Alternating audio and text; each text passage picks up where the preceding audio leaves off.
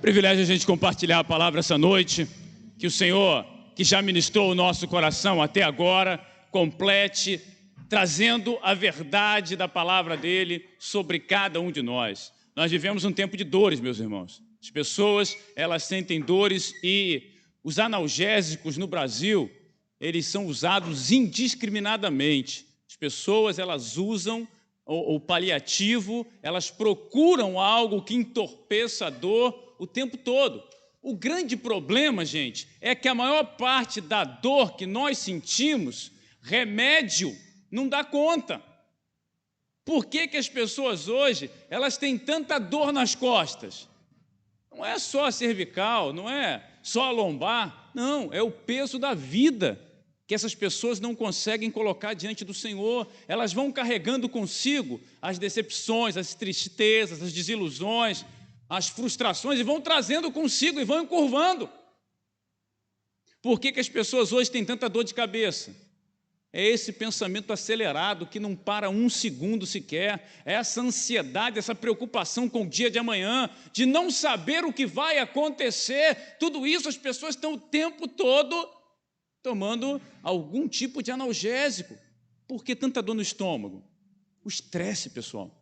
O tempo todo você precisa dar conta de alguma coisa. O tempo todo você está sendo avaliado, julgado, e as pessoas esperam de você nada menos do que o melhor, a perfeição. E nesse processo todo, gente, nós vamos adoecendo. E o pior, nós adoecemos sem perceber. A gente não se dá conta que adoeceu e a gente acha que está tudo bem, porque nós temos sido adestrados para continuar fazendo apesar de. A gente não para avaliar, para olhar para a vida, para pensar sobre o porquê das coisas, para entender esse evangelho que a gente resolveu abraçar, e nós vamos simplesmente reagindo. Estou com dor, tomo analgésico. Estou chateado, eu procuro fazer alguma coisa para me distrair. Eu estou triste, eu vou ver alguma coisa que mude esse negócio. Gente, o Senhor nos congregou aqui hoje para dizer, e hoje é o dia de tomar um remédio que sara para a eternidade. O remédio que realmente cura o que a gente está sentindo. A dor, ela é um sinal de alerta do organismo, para dizer que alguma coisa está errada. E quando essa dor não é fisiológica, quando é uma dor emocional, oriunda de coisas que a gente não consegue quantificar, porque são abstratas, aí é mais perigoso ainda. Por quê? Porque não tem o que fazer humanamente falando.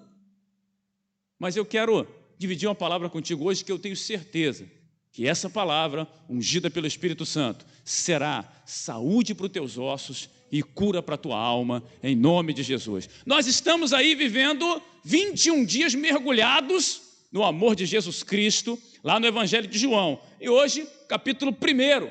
Abra sua Bíblia, por favor, aí. João, capítulo 1.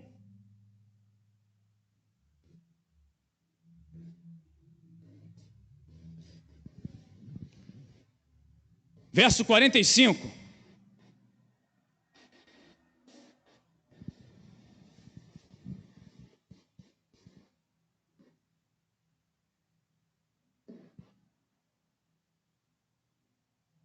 Diz assim o texto: Filipe achou Natanael e disse-lhe: havemos achado aquele de quem Moisés escreveu na lei e os profetas, Jesus de Nazaré, filho de José. Disse-lhe Natanael: pode vir alguma coisa boa de Nazaré? Disse-lhe Filipe: vem e vê. Jesus viu Natanael vir ter com ele e disse dele: eis aqui um verdadeiro israelita em quem não há dolo. Disse-lhe Natanael: de onde me conheces tu? Jesus respondeu e disse-lhe: antes que Filipe te chamasse, te vi eu, estando tu debaixo da figueira. Natanael respondeu e disse-lhe: Rabi, tu és o Filho de Deus, tu és o Rei de Israel. Jesus respondeu e disse-lhe: porque te disse, vinde debaixo da figueira, crês? Coisas maiores que estas verás. E disse-lhe: na verdade vos digo, que daqui em diante vereis o céu aberto e os anjos de Deus subindo e descendo sobre o Filho do Homem. Muito obrigado, Deus. obrigado pelo teu cuidado, obrigado pelo teu amor, obrigado, Senhor, porque essa noite a tua palavra tem cura para nossas vidas, e o nosso coração se abre diante dela. Vem, Senhor, e libera sobre nós o bálsamo do teu Espírito Santo. Vem, Senhor, e sara-nos, e seremos sarados. Muito obrigado, Senhor, em nome de Jesus, amém. Meus irmãos, Natanael, ele é um de nós, porque a despeito de tudo, ele mantém a pose. Ele está lá, todo quebrado por dentro, todo rachado, cheio de dor, mas continua ali, mantendo o personagem. Firme, não é? Não, pode vir alguma coisa boa de Nazaré, eu sou israelita, eu sou isso. E a gente vai mantendo essa posição. Você pergunta, cara, e aí, meu irmão, como é que tá? Só vitória, pastor, só glória, é só bênção, é só maravilha. E o cara só tomando na cabeça, parece prego. E tá só vitória, só bênção. Gente, a gente tem que parar e olhar para a vida da gente. Será que é só vitória mesmo? Será que essa dor não é fruto de um relacionamento desajustado com o Senhor? Eu olho para Natanael e eu vejo aqui que ele precisava ser curado. E como o Senhor o cura? Primeiro, ele precisava ser curado do preconceito religioso. Olha o verso 46. Verso 46 fala assim, ó: disse-lhe Natanael, pode vir alguma coisa boa de Nazaré? Disse-lhe Filipe, vem e vê. Está aqui, gente, o preconceito. De Nazaré não vem profeta. É o que ele tinha em mente. E a gente costuma atribuir, em muitas oportunidades, pessoas A, B ou C. Essa pessoa é abençoada, essa não é, aquela não é. Aquele lugar, aquele... Gente, para com isso. Quando Natanael ouve acerca do Cristo, ele se defende do Cristo, porque ele não quer se render. É o que a gente faz, racionalizando a palavra. Não, isso não é para mim. É o que nós fazemos fugindo do confronto. Quando Natanael é confrontado, ele diz, olha, de Nazaré não vem coisa boa, ou seja, eu não quero perder meu tempo pensando sobre isso. E nós vamos fugindo no dia a dia, porque nós nos escoramos nos jargões espirituais. A gente fala meia dúzia de frase feita e acha que isso é ser alguém espiritual. Não é. Natanael, israelita, um homem que tinha o momento devocional dele, ele está absolutamente vazio e mantém o preconceito religioso. De Nazaré não vem nada bom. Como ele se defende de um chamado do Senhor? E a gente às vezes está nesse processo também, e é tempo da gente parar de racionalizar, de se defender, é tempo da gente parar com esse preconceito que às vezes a gente nem percebe que tem. Isso não é assim, na minha vida não acontece desse jeito, comigo não vai ser. Para um pouquinho. A questão, gente, não é um instrumento, é quem toca. E muitas vezes nós estamos basicamente voltados para o instrumento e não para quem toca. Se você tiver um grande violinista, é claro que com um instrumento mais apurado, ele vai tocar melhor, mas ele sempre vai tocar com excelência, independentemente do instrumento. Quando Deus quer abençoar você, não importa qual instrumento ele vai usar, é Ele quem abençoa, é Ele que faz, é Ele quem ministra, e a gente se defende da palavra, não, mas essa palavra não é para mim, mas aquilo não é comigo. Natanael, ele se protegeu, dizendo que não pode vir coisa boa alguma de Nazaré. Como você tem evitado esse confronto com a palavra do Senhor? Até quando você vai continuar fugindo e se escorando, se ancorando naquilo que você criou para si próprio? É isso que adoece a gente. O Senhor quer tratar a gente e a gente continua fugindo dele.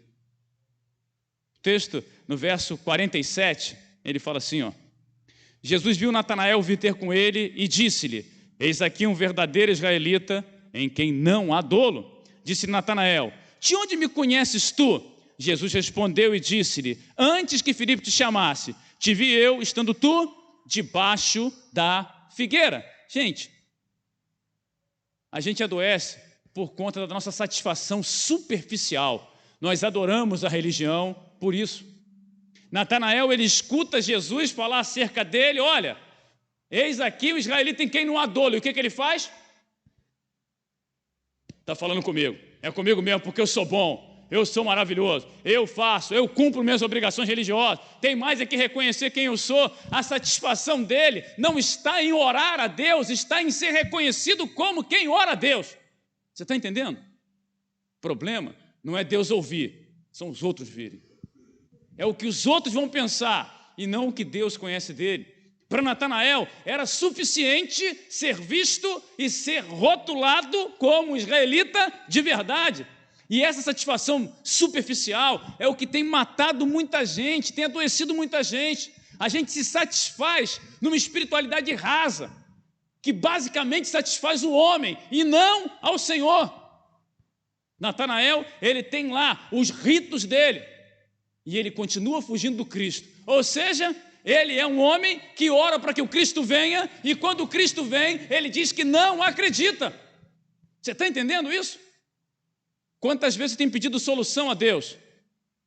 E o Senhor diz a você que a solução é Jesus na sua vida, e você não crê.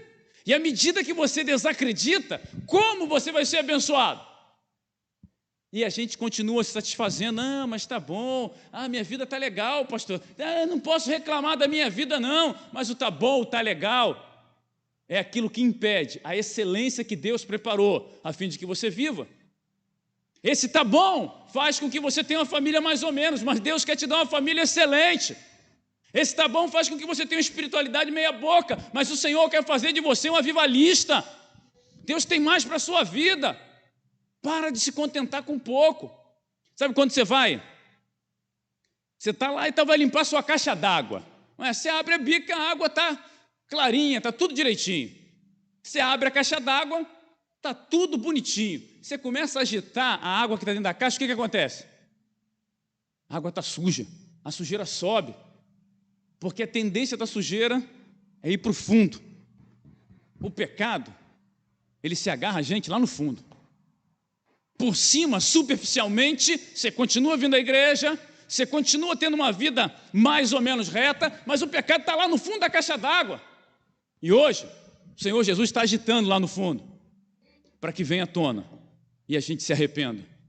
E a gente diga para ele: Senhor, tem misericórdia de mim. Que nós não nos contentemos em voltar para casa e descer a escada e dizer assim: olha, eu fui ao culto hoje, o culto foi maravilhoso. Como esse culto está impactando a tua vida? Que tipo de mudança esse Jesus que está sendo pregado aqui está produzindo em mim e em você?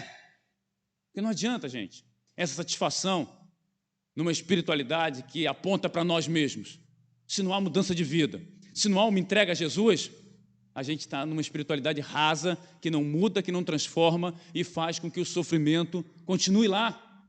Ele está lá, pode de alguma maneira amortecer um pouquinho. Você cantou louvor e você se alegrou, você viu os irmãos, maravilha, e aí você sentiu um alívio, mas vai voltar. O efeito da Novalgina é 4 horas só, daqui a pouco volta tudo. Não adianta, se não houver cura, a dor continua lá. Natanael, ele é um sujeito que ele se defende com preconceito religioso. Ele é um sujeito que satisfaz na superficialidade de um relacionamento com Deus. Natanael, ele é um cara que tem uma vida vazia, mas não reconhece. Olha lá o verso número 48 e 49. Disse-lhe Natanael: de onde me conheces, tu? E Jesus respondeu: antes que Filipe te chamasse, te vi eu, estando tu debaixo da figueira. Natanael respondeu-lhe e disse: Rabi, tu és o Filho de Deus, tu és o Rei de Israel. Agora a ficha cai. Nesse momento, porque a gente às vezes não entende o que é estar embaixo da figueira. O israelita, ele tinha um momento devocional dele, e ele tinha um momento em que ele ia para baixo da figueira, onde ali ele fazia a devoção dele sozinho, onde ninguém podia vê-lo. E se Jesus o viu debaixo da figueira, o que Natanael entendeu é que Jesus é Deus. Ele te vê quando ninguém mais te vê. Ele te vê no oculto, no secreto. Ele te vê ali onde você está, aparentemente sozinho. Natanael percebeu isso, e aí o vazio da vida dele veio à tona. Falou: olha, eu nem sabia que Deus estava me ouvindo, mas Ele estava lá. Quantas orações você já fez e nem você acreditou na oração que fez? Quantas vezes você orou e falou: mas poxa, não vai acontecer nada mesmo? Gente, Jesus estava lá, Cada vez que seu joelho se dobrou, cada vez que você balbuciou aquelas palavras de sofrimento no meio das lágrimas, cada vez que você passou pelo estreito, pelo vale, Ele estava lá cuidando de você.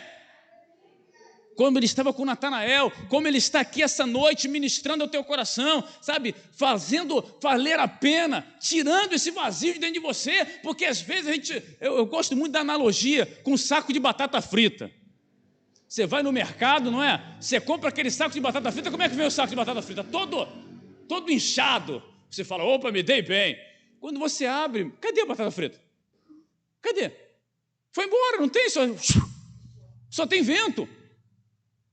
E essa é a vida de muitas pessoas. Por fora, elas ostentam uma alegria, uma felicidade, mas quando rasgam o coração, não tem nada, é só vento, é só pompa, é só uma figura, um personagem que a gente acaba representando. Essa noite o Senhor está dizendo para mim e para você que é tempo da gente reconhecer esse vazio que só Ele pode preencher, esse vazio que nós disfarçamos, que nós ocultamos, que nós escondemos, mas que Ele nos viu onde ninguém mais nos viu. Ele conhece o que ninguém mais conhece. Ele sabe quem nós somos. Natanael, ele é tocado pelo Senhor e ele consegue quebrar esse preconceito religioso.